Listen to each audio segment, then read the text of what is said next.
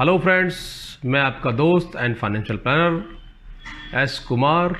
आज हम बात करेंगे फाइनेंशियल प्लानिंग की, जो कि बहुत ही सेंसिटिव मुद्दा है और हम लोग इसको बहुत ही कभी कभी बहुत लाइटली ले लेते हैं कि अभी हम क्या करेंगे फाइनेंशियल प्लानिंग करके, अभी तो I am too young to plan for the future, अभी तो मेरे पास बहुत टाइम है।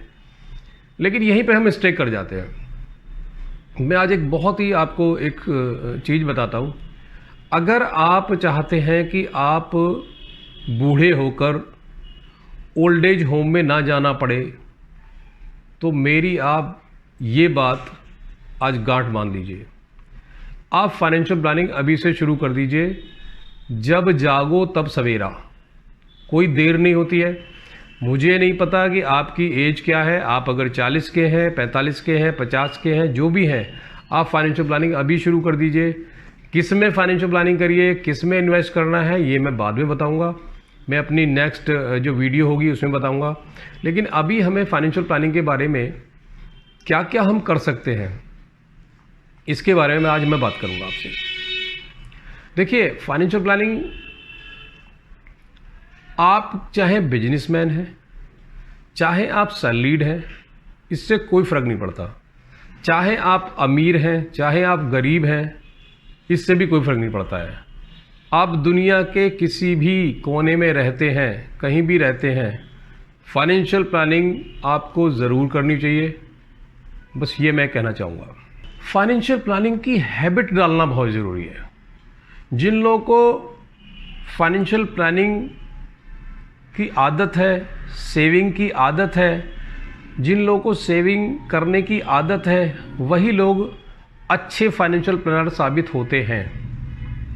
अगर किसी को बहुत अर्ली एज में सेविंग्स करने की आदत हो गई है, तो समझ लीजिए उनका बुढ़ापा बहुत अच्छा कटने वाला है, इसमें कोई शक नहीं है। अगर कोई सेविंग्स के मामले में लेज़ी है कि अभी तो जॉब ही लगी है, अभी तो मुझे ज़रा एंजॉय करने दीजिए, अभी तो मैं एक बाइक खरीदूँगा, अभी तो मुझे 2-2.5 लाख रुपए की एक बाइक खरीदनी है, फिर मुझे कार लेनी है, फिर मुझे एक बहुत बढ़िया मोबाइल लेना है, आईफोन लेना है, फिर मुझे लैपटॉप। मैं ये नहीं कह रहा कि आप ये प्लानिंग मत करिए, ये मत खरीदिए, या अपनी इच्छाओं को आप दबाइए, ये मैं बिल्कुल नहीं कह रहा हूँ। हाँ, आप प्लानिंग अभी से शुरू कर दीजिए। चाहे आप 500 रुपीज़ पर मंथ की SIP कीजिए, चाहे आप 1000 रुपये महीना की रिकरिंग डिपॉजिट कीजिए बैंक में, चाहे आप कोई share market blue chip company में पैसा लगाइए, चाहे आप कोई छोटा मोटा प्रॉपर्टी में इन्वेस्टमेंट कर लीजिए, EMI बनवा लीजिए, बैंक से लोन ले लीजिए। बट मेरा कहने का मतलब यह है कि आप अपनी हैबिट को चेंज कीजिए। अगर आप सेविंग्स नहीं कर रहे हैं तो ये आगे चल के आपको समस्या देने वाला है। क्योंकि मैं फाइनेंशियल प्लानिंग जो आज आपसे बात कर रहा हूँ, इसके बाद जो मेरी नेक्स्ट वीडियो होगी उसमें मैं बात करूँगा गोल सेटिंग की।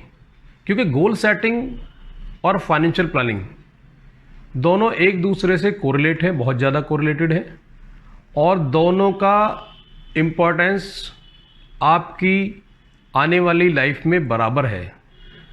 कुछ लोग हैं बहुत पैसा कमाते हैं लाइफ में, बहुत पैसा देखिए, पैसा कमाना एक अलग चीज़ है। पैसा बहुत लोग कमाते हैं और खर्च भी करते हैं, और करना भी चाहिए, पैसा होता इसलिए है।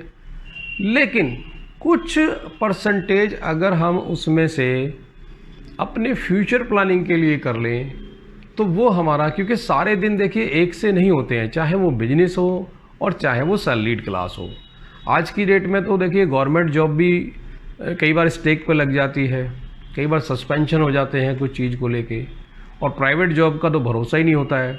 तो इसलिए हमें क्या है कि हमें एक बफर अमाउंट एक रखना चाहिए, एक हमें कॉर्पस ऐसा जरूर रखना चाहिए जो एक हमारे बुरे वक्त में काम आ जाए। तो सेविंग्स कोई ज़रूरी नहीं कि आपके रिटायरमेंट लाइफ के काम बाद ही काम आएगी, ऐसा नहीं है। सेविंग्स आपकी हमेशा कभी भी कोई ऐसी कोई ऐसी इमरजेंसी आ जाए, कहीं पे आपको पैसा खर्च करना पड़े, कोई घर में कोई ऐसा कोई पेरेंट्स के साथ कोई ऐसी चीज़ हो जाए कि वहाँ पे आपको इमीडिएटली पैसा देना पड़ रहा है, तो उसके लिए भी एक प्लानिंग होती है फाइनेंशियल प्लानिंग। ऐसा नहीं कि आप अपने ऊपर ही अपने लिए ही फाइनेंशियल प्लानिंग करें। आप अगर जॉइंट फैमिली में रह रहे हैं तो किसी के साथ भी कोई मुसीबत आ सकती है, तो फाइनेंशियल प्लानिंग करना इसलिए ज़रूरी है। देखिए, एक थंब रूल है कि आप जो है अपनी जो भी इनकम है, चाहे वो आपकी सैलरी से आ रही है, चाहे वो आपकी किसी कमीशन से आ रही है, चाहे वो किसी आपके बिजनेस से आ रही है, चाहे वो आपकी रेंटल इनकम हो, चाहे आपका कोई प्रॉपर्टी से कोई आपको प्रॉफिट हुआ हो, चाहे आपको कोई म्यूचुअल फंड का